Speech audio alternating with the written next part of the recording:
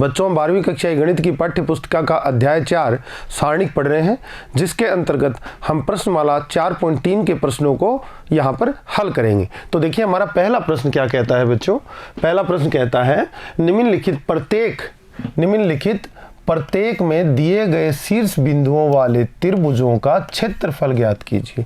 देखिए आपको अलग अलग क्वेश्चन दिए गए हैं इसके अंतर्गत, जिसमें पहला क्वेश्चन ये है जिसमें शीर्ष दिए गए हैं आपको। मान लीजिए ए शीर्ष है, ये बी शीर्ष है, ये सी। किसके शीर्ष हैं? त्रिभुज के शीर्ष हैं। इनसे कोई त्रिभुज बन रहा होगा किसी भी टाइप का, ए बी और सी से। आपको इसका क्षेत्रफल निकालना है। तो त्रिभुज का क्षेत्रफल जैसे कि बच्चों ने पढ़ा था क्या होता है, डेल से हम रिप्रेजेंट करते हैं। डेल इक्वल टू क्या होता है 1/2 सारणिक के रूप में आपने व्यंजक प्राप्त किया था बच्चों।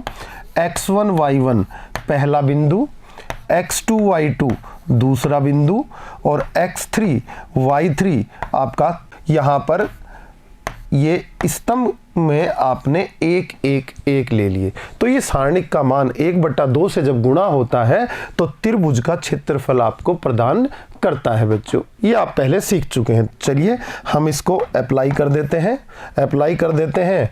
तो डेल इक्वल टू देखिए 1/2 और आपको दिया गया है प्रथम बिंदु देखिए x1 y1 की जगह आपको 1,0 दिया गया है। द्वितीय बिंदु 6,0 दिया गया है बच्चों को, और तृतीय जो शीर्ष दिया गया है 4,3 दिया गया है। अपन जो C3 है तीसरा स्तंभ उसको 1,1,1 ले लेते हैं और ये सारणिक, ये मान जो प्राप्त होगा इस त्रिभुज का क्षेत्रफल प्राप्त हो जाएगा। क्या करें बच्चों, आपके पास एक तो इसका प्रसरण करके आप मान निकाल सकते हैं। आप जानते हैं एक सारणिक का मान निकालने के लिए आपके पास लघु विधि भी उपलब्ध है। तीसरा आप ये भी कर सकते हैं कि गुणधर्मों का प्रयोग करें और गुणधर्म का प्रयोग करके किसी रो में, किसी पंक्ति में या स्तंभ में मैक्सिमम 0 स्थापित करें और उसके साथ अनुदिश आप क्या कर दें, प्रसरण कर दें। ऐसा भी आप कर सकते हैं। तो पहले गुणधर्म का प्रयोग कर लेते हैं। देखिए पहली R1 पंक्ति में देखिए एक 0 है आपके पास, इस एक को 0 बना देते हैं, इसको 0 बना देंगे, R1 के सापेक्ष क्या कर देंगे, प्रसरण कर देंगे। तो कैसे बना सकते हैं, गुणधर्म का प्रयोग करें। C1 में जो ये आपका 1 है इसको चेंज कर दें, C3 के द्वारा कर दें। C3 में जो ये 1 है इसको माइनस कर दें तो यहाँ 0 आ जाएगा। तो हम कर देंगे कि C1 को चेंज किया कैसे, C1 माइनस C3, ये गुणधर्म अप्लाई कर दिया। तो डेल इक्वल टू देखिए आपके पास वैल्यू कितनी आ जाएगी बच्चों, डेल इक्वल टू वैल्यू आ गई बच्चों के पास इक्वल टू 1/2 और यहाँ पर हो गया आपका 0। ये 6 में से 1 गया आपके पास बचा 5, 4 में से ये 1 घटेगा तो कितना बचा 3, 0 0 3 और 1 1 1। देखिए इस तरह से आप कर सकते हैं। इस तरह से आप क्वेश्चन को थोड़ा सरल बना सकते हैं। आप चाहते तो आप C2 के रेस्पेक्ट में भी इसका प्रसरण कर सकते थे, जैसा भी बच्चों को उचित लगे आप कर सकते हैं। C2 में देखिए पहले से आपके पास 2 0 उपलब्ध थे। चलिए आपने गुणधर्म अप्लाई किया। R1 के अनुदिश प्रसरण करने पर, R1 के अनुदिश प्रसरण, ठीक है, करते हैं।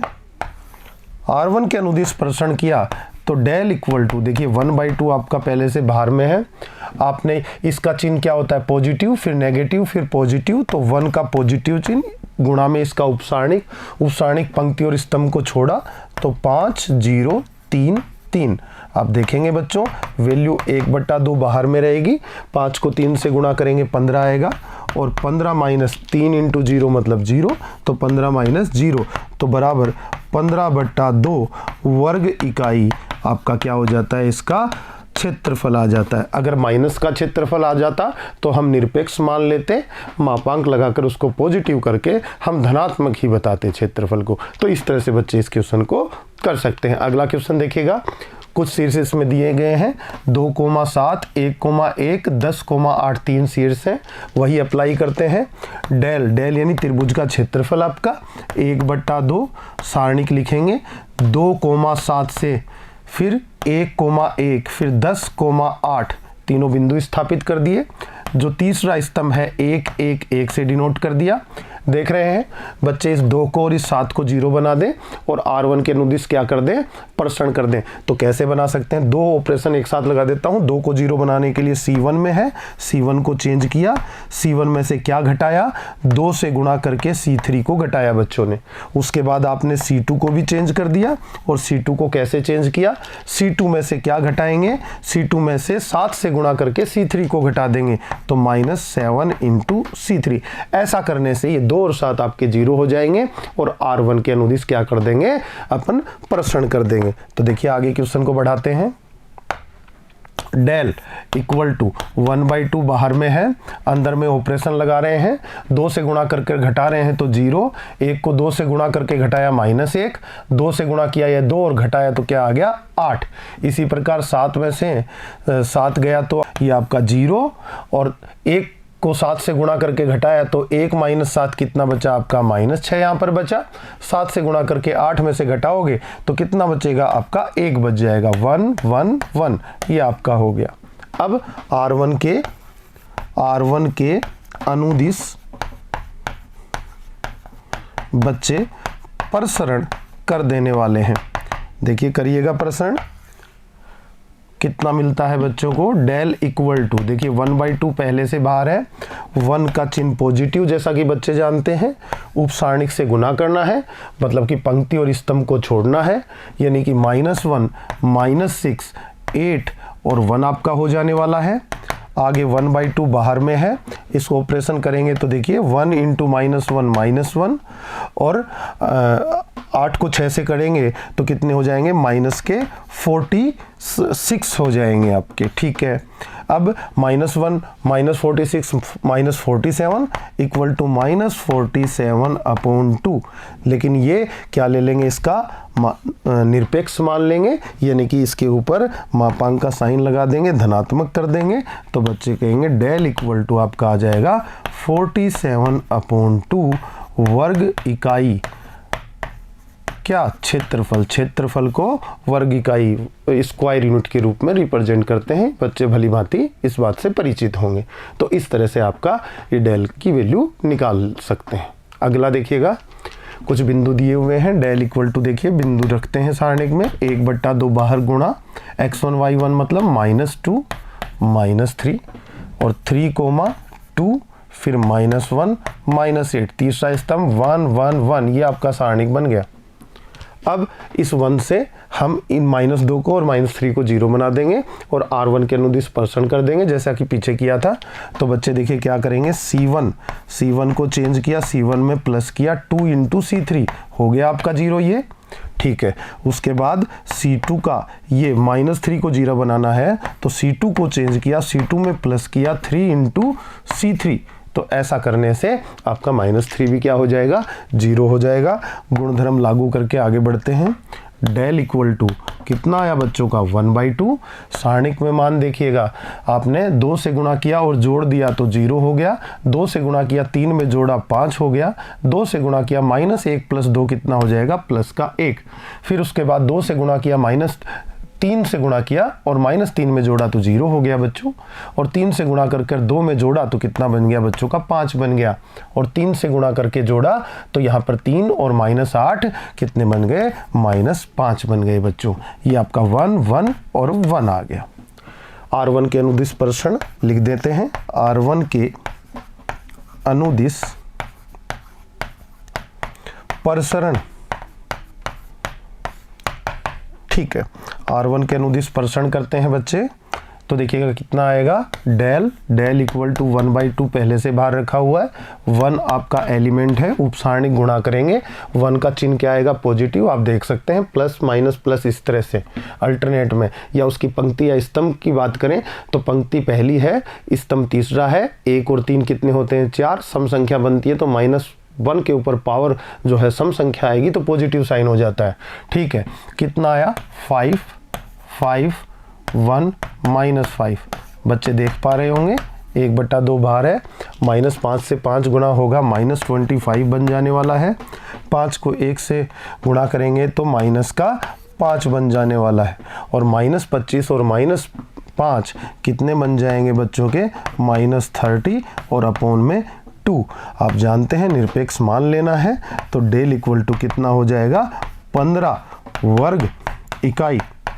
ये आपका आंसर आ जाएगा, मतलब त्रिभुज का क्षेत्रफल आ जाएगा। अगला क्वेश्चन देखते हैं बच्चों क्या कहता है। अगला क्वेश्चन कहता है दर्शाइए कि दिए गए बिंदु ए, बी और सी संरेख हैं। संरेखता का नियम पढ़ा था बच्चों ने। 3 बिंदु x1 y1, 3 बिंदु मैं दोबारा बता देता हूँ, 3 बिंदु x1, y1, x2, y2, x3, y3 संरेख होंगे यदि संरेख होंगे यदि कब इन तीनों से बनने वाले त्रिभुज का क्षेत्रफल 0 हो जाए, यानी डेल बराबर क्या हो जाए 0। डेल बराबर 0 हो जाए तो 1/2 अपने आप ही 0 में चला जाता है। तो आपका जो सारणिक होता है x1, y1, x2, y2 इन बिंदुओं से बनने वाला x3, y3 1 1 1 स्तंभ, इसकी वैल्यू कितनी हो जाए 0 हो जाए। तो ये आपका प्रतिबंध है किसका, संरेख होने का। ठीक है, अप्लाई करवा देते हैं। जैसा कि आपको दिया गया है, अगर तीनों बिंदु गिवन ए बी सी संरेख होंगे, कब होंगे, जब तीनों बिंदु यानी कि पहला स्तंभ देखिए ए और आपका बी और सी, दूसरा स्तंभ बनेगा बी प्लस सी बिंदुओं से, और यहाँ पर बनेगा आपका सी प्लस ए, और यहाँ पर बनेगा आपका ए प्लस बी। देखिए x1 y1, x2 y2, x3 y3, बिल्कुल वैसा ही तीसरा स्तंभ 1 1 1 ले लेंगे और इनसे बनने वाला सारणिक क्या हो जाए बच्चों का 0 हो जाए। तो हम कहेंगे कि तीनों बिंदु क्या है, संरेख होंगे। देखते हैं इसका मान निकालते हैं। इसका मान अगर 0 आ जाता है तो LHS को लेके हम सोल्व करते हैं, तब ये संरेख कहलाएंगे। तो देखिए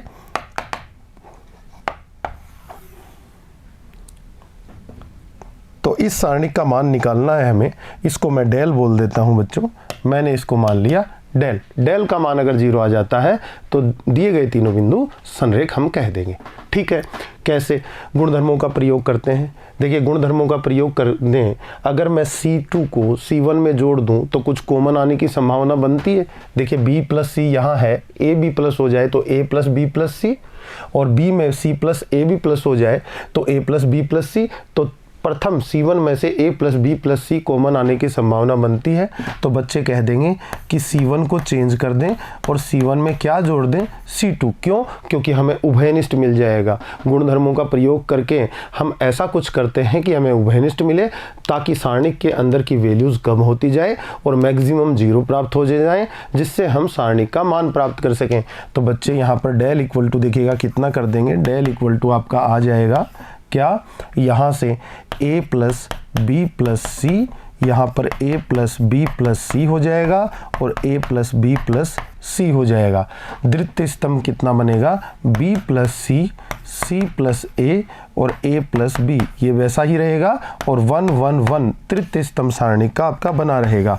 आगे देखिए बात बढ़ाते हैं, डेल इक्वल टू क्या आ जाएगा, a plus B plus C, C1 से आपने उभयनिष्ठ निकाल लिया तो अंदर 1 1 1 द्वितीय स्तंभ b प्लस सी और c प्लस a और a प्लस b, और यहाँ पर तृतीय स्तंभ 1 1 1। आप जानते हैं गुण धर्मों से बच्चों, अगर आपके दो स्तंभ, कोई भी दो स्तंभ या दो पंक्तियाँ आपके समान आ जाएं तो आप क्या कह देते हैं, सारणिक का मान 0 आ जाता है। तो यहाँ पर C1 पर नज़र डालिए और C3 पे नज़र डालिए, दोनों स्तंभ जो हैं समान हैं, अर्थात इनके संगत अवयव समान हैं। इसका मतलब इसका मान 0 हो जाता है। तो del equal to a plus B plus C, और इसका मान गुणा में क्या आया 0, इट मीन्स 0। तो आप कहेंगे A, B तथा C जो बिंदु आपको दिए गए थे वो क्या सिद्ध हो गया, संरेख होना सिद्ध हो गया, संरेख हैं। आपने इस तरह से इसको प्रूव कर दिया बच्चों। अगला क्वेश्चन देखिएगा। अगला क्वेश्चन कहता है प्रत्येक में k का मान ज्ञात कीजिए यदि त्रिभुजों का क्षेत्रफल 4 वर्ग इकाई हो। आपको बताया गया था 4 वर्ग इकाई निरपेक्ष मान लिया जाता है। अगर माइनस का सारणिक का मान नेगेटिव भी आए, व्यंजक का मान नेगेटिव भी आए, तो हम उसके मोड़ लगाकर उसको पॉजिटिव बना देते हैं क्षेत्रफल में। तो ये बात आपको नोट करके रखनी है। तो देखिए किस तरह से हम इसको करेंगे। फर्स्ट वाला उठाते हैं। तो त्रिभुज का क्षेत्रफल कितना हो, 4 वर्ग इकाई। तो फर्स्ट के अंदर हम कहेंगे त्रिभुज का क्षेत्रफल कौन से व्यंजक से देते हैं, 1/2 सारणिक। क्या इक्वेशन बनती है, प्रश्नानुसार बोल देते हैं। प्रश्नानुसार क्या हुआ, 1/2 सारणिक, तीनों बिंदु k, 0, दूसरा बिंदु 4, 0, 0, 2, ये आपके तीनों बिंदु हो गए। ठीक है, तीसरा स्तंभ 1, 1, 1 से बनता है। ये त्रिभुज का क्षेत्रफल हो गया, जो कितना हो, 4 वर्ग इकाई इक्वल टू 4 वर्ग इकाई। वर्ग इकाई का मतलब हमने ये इसके मापांक लगा दिया, यानी कि ये क्या है, धनात्मक मान है, तो ये मापांक लग जाता है। 4 का निरपेक्ष मान लिया जाएगा। ठीक है, आगे बढ़ते हैं। इम्प्लाइज दैट इक्वेशन बन गई है, सारणिक के रूप में इक्वेशन को आगे बढ़ाते हैं। 1/2, देखिए मैं कर दूं किसके अनुदिश प्रसार, इसका C2 के अनुदिश में प्रसरण कर दूं। देखिएगा यहाँ पर तो इसमें 2 जीरो उपलब्ध हैं, तुरंत 2 के सापेक्ष उपसारणिक लिखते ही आपका आंसर आ जाएगा। चलिए 1/2 और आपने क्या लिखा, 2, और 2 का चिन्ह कैसा आएगा, इस बात पर गौर करना होगा। 2 का चिन्ह कैसा आएगा, 2 का चिन्ह देखिए, इसकी पंक्ति कौन सी है, तीसरी, और स्तंभ कौन सा है, दूसरा। 3 + 2 कितने होते हैं, 5। विषम संख्या है तो -1 के ऊपर पावर कितनी लगेगी, 5, तो नेगेटिव साइन आएगा। तो -2 के चिन्ह कैसा लगेगा, नेगेटिव, और पास में इसका उपसारणिक गुणा हो जाएगा। उपसारणिक वैसे भी देखना चाहें, देखिए यहाँ पर पॉजिटिव, फिर नेगेटिव, फिर पॉजिटिव, पॉजिटिव के पास में फिर नेगेटिव, अल्टरनेट में साइन चलते हैं जैसे आपको बताया गया है पीछे। ठीक है, उपसारणिक, ये पंक्ति छोड़ दी गई है, ये स्तंभ छोड़ दिया गया है, k, और आपका कितना बचेगा, 1 यहाँ पर, और 4 और 1, ये 4 और 1, और इक्वल टू 4 का निरपेक्ष मान। 2 से 2 कैंसिल होगा, तो ये क्या बच जाएगा, -1 बाहर में बच जाएगा, और सारणिक का मान कितना आएगा, देखिएगा सारणिक का मान k × 1 k, और 4 एकम 4 4, k - 4 आपको यहाँ उपलब्ध होगा। 4 का निरपेक्ष मान, -1 अंदर जाएगा तो ये क्या हो जाएगा, 4 - k, और इक्वल टू 4 का निरपेक्ष मान। बच्चों आप जानते हैं 4 - k निरपेक्ष, अगर मापांक घटाऊंगा तो प्लस माइनस का चिन्ह आ जाएगा, 4 आ जाएगा, और प्लस का चिन्ह लेके और माइनस का चिन्ह लेके दोनों मान निकाल लेंगे। एक बार प्लस ले लेंगे, ठीक है, यहाँ पॉजिटिव चिन्ह ले लेते हैं और यहाँ नेगेटिव चिन्ह ले लेते हैं। 4 - k plus equal two plus का 4, और यहाँ पर 4 - k इक्वल टू माइनस का 4। यहाँ से देखिए k इक्वल टू आपको क्या मिलेगा, 0 मिल जाएगा। k राइट साइड में जाएगा, 4 इधर में आएगा, कट जाएगा, 4 से 4 कैंसिल आउट होके 0। यहाँ पर k राइट साइड में जाए और 4 इधर में आए तो आपका k इक्वल टू कितना आ जाता है, 8। तो k के 2 मान प्राप्त हुए बच्चों को, एक तो 0 और 8। तो यही आपके आंसर हो जाते हैं बच्चों। देखिए सेकंड वाला करते हैं, मैं इसको हटा देता हूं।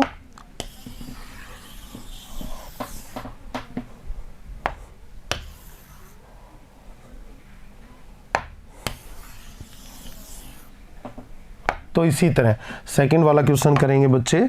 तो यहां पर देखिएगा प्रश्नानुसार क्या बताएंगे, प्रश्नानुसार जो त्रिभुज का क्षेत्रफल है वो किससे दिया जाता है, 1/2, और सारणिक किससे बनेगा, बिंदुओं से, यानी कि शीर्षों से। -2, 0, 0, 4 दूसरा बिंदु, और तीसरा बिंदु 0, k, और स्तंभ 1, 1, 1 से ले लिया जाता है। इक्वल टू कितना क्षेत्रफल है, 4, और 4 का क्या लेंगे, निरपेक्ष मान। इसको आगे इसी तरह से हम हल करेंगे। देखिएगा हल करेंगे तो यहाँ पर देखिए हम C1 में मैक्सिमम 0 हैं, 2 0 हैं, तो C1 के अनुदिश प्रसरण कर दीजिए। प्रसरण किसका होगा, सारणिक का होगा, 1/2 बाहर रहेगा। ठीक है, बिंदु है -2 का चिन्ह बाहर क्या लगेगा, पॉजिटिव, तो यहाँ पर -2 आ जाएगा। उपसारणिक गुणा करेंगे तो ये छोड़ा और स्तंभ छोड़ा तो 4 1 और k1 आपका ये आ जाता है और 4 का निरपेक्ष मान। 2 से 2 कट के -1 बाहर में हो जाएगा, अंदर में देखिए 4 माइनस k हो जाएगा, राइट साइड में +-4 आप निरपेक्ष मान मापांक घटाएंगे तो +- आ जाएगा। चलिए आगे बढ़ते हैं, आगे बढ़ेंगे तो ये k-4 हो जाएगा इक्वल टू, एक तो प्लस का 4 ले लेंगे या फिर एक दूसरा मान ले लेंगे, क्या, k-4 इक्वल टू -4।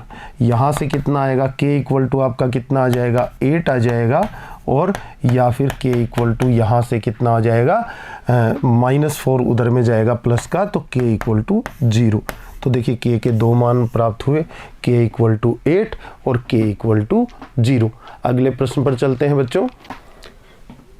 प्रश्न संख्या 4, सारणिकों का प्रयोग करके 1 2 तथा 3 6 को मिलाने वाली रेखा का समीकरण ज्ञात कीजिए। 4 में जो क्वेश्चन है आपका, फर्स्ट क्वेश्चन ये देखिएगा, पहला क्या कहता है, 2 बिंदु दे दिए x1 y1 और x2 y2, इससे मिलाने वाली रेखा का समीकरण। देखिए आपको बताया गया था बिंदुओं x1, y1 तथा x2, y2 को मिलाने वाली रेखा का समीकरण जो है होगा, किस व्यंजक से दिया जाता है, बच्चों ने निकाला था x1 y1 x2 y2 और ऊपरी बिंदु x y एक चर बिंदु ले लेते हैं 1 1 1, और ये जो सारणिक का मान कितना हो जाए आपका, 0 हो जाए। ये संरेखता के नियम से आपने निकाला था। इस सूत्र का अप्लाई करके हम क्या निकाल लेंगे, दिए गए बिंदुओं से गुजरने वाली रेखा का समीकरण। तो देखिए कैसे कर सकते हैं बच्चे, हम कहेंगे बिंदु क्या क्या है आपके, लिख देते हैं बिंदुओं, पहला बिंदु कौन है, 1, 2 तथा 3, 6 से गुजरने वाली रेखा का समीकरण। देखिए क्या होगा, इंप्लाइज दैट क्या होगा, सबसे पहले x और y, दो आपने x, y चर बिंदु ले लिया, इसको संरेख कर देंगे। दिए गए बिंदु कौन कौन है, 1, 2 और 3, 6 के साथ। और संरेखता का प्रतिबंध यह है कि इस सारणिक का मान कितना हो जाए बच्चों का, 0 हो जाए। देखिए इस तरह से हम निकाल सकते हैं। अब यहाँ पर बात आई कि ऐसा क्या करें कि जिससे ये जल्दी हो जाए, या तो आप किसी भी पंक्ति या स्तंभ के सापेक्ष इसका प्रसरण कर दें, और वो न करना चाहें तो गुण धर्मों का उपयोग करें और किसी पंक्ति या स्तंभ में मैक्सिमम 0 स्थापित कर दें। तो देखिए मैं अगर R3 की बात करूं तो ये जो 1 दिखाई दे रहा है, इससे मैं 6 को भी 0 बना दूंगा और 3 को भी 0 बना दूंगा। ऐसा मैं कर सकता हूं, या फिर मैं 1 को और 2 को 0 बना दूंगा, किसमें, आपके R2 में। कैसे, देखिएगा, C1 को चेंज करता हूं, इस 1 को 0 बनाना है तो C1 में से मैं किसको घटा दूं, आप C3 को घटा दीजिए, 0 बन जाएगा। दूसरी चीज़, मैं C2 के बिंदु इस 2 को 0 बनाना चाहता हूं तो C2 में से क्या घटा दूं, माइनस कर दूं 2 टाइम ऑफ C3, इस तरह से ये भी 0 बन जाएगा। गुण धर्मों का उपयोग करते हैं, देखिए रेखा का मान निकालते हैं। इम्प्लाइज दैट आप करिएगा, C3 को घटाइए तो x - 1 ये पहला बिंदु बनेगा, 1 में से 1 गया 0, 1 में से 1 को घटाया 3 में से, तो कितना बचा आपका, यहाँ पर 2 बच गया।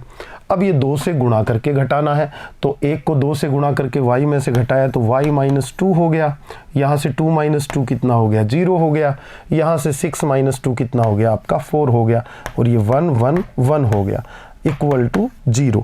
अब मैं किसके अनुदिश प्रसरण कर दूं, मैं R2 के अनुदिश प्रसरण कर दूं। R2 क्योंकि मैक्सिमम 0 R2 में दिखाई दे रहे हैं, R2 के अनुदिश प्रसरण करने पर देखिए क्या बच्चों को मिलता है। R2 में देखिए चिन्ह प्लस माइनस प्लस और यहाँ पर इसका चिन्ह क्या आ जाएगा आपका माइनस। वैसे भी देखा जाए तो पंक्ति तो कौन सी हो गई आपकी, दूसरी हो गई, और स्तंभ तीसरा। 2 और 3 कितने हैं, 5। विषम संख्या है तो चिन्ह नेगेटिव आएगा। तो देखिए -1, 1 के गुणा में उसका क्या लिखूंगा, उपसारणिक, तो माइनस का चिन्ह लगा दिया 1 के।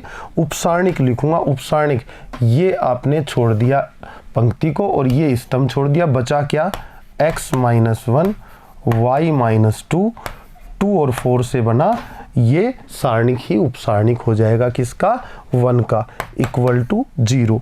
आगे बात करें तो ये -1 तो बाहर रहेगा और यहाँ पर गुणा क्या होगा, देखिए 4 गुणा होगा इससे 4x, और -1 से 4 गुणा होगा तो -4, और अब 2 घटेगा गुणा होके तो 2y घट जाएगा -2y, और -2 और 2 मल्टीप्लाई होके 4 और -4 आपका हो जाएगा बच्चों। तो ये +4 हो जाएगा, माइनस माइनस इक्वल टू 0। आगे बात करें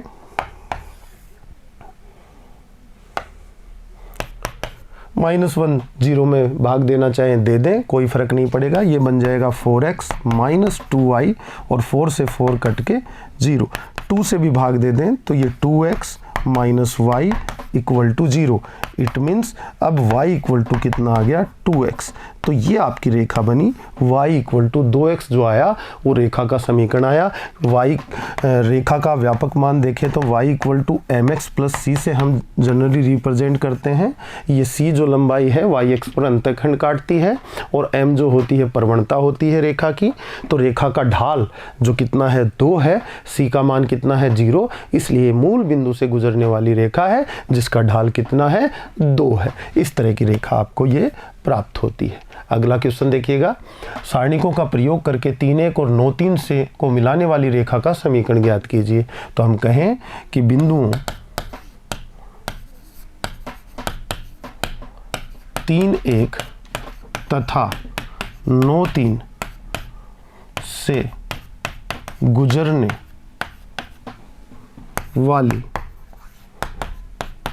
रेखा का समीकरण क्या, x y 3, 1 9, 3 1 1 1, ये आपका इक्वल टू 0। ये प्रतिबंध से जैसा पिछला क्वेश्चन किया था वैसे ही निकाल देंगे।